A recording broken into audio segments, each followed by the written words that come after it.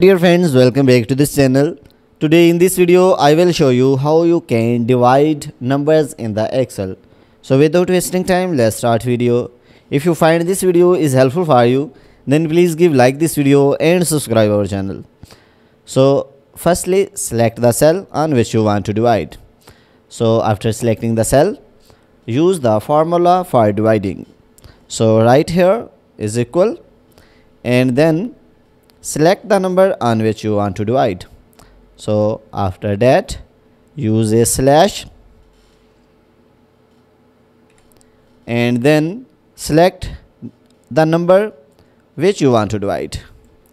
After that, click on enter button and you can see the number is divided. So if you want to divide the other number, so just click the cell on which you created the formula. So after that, drag the plus options to the lower end by click the left side of mouse.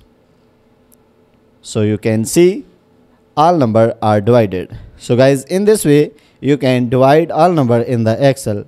So guys, if this video is helpful for you, then please give like this video and subscribe our channel. Thanks for watching.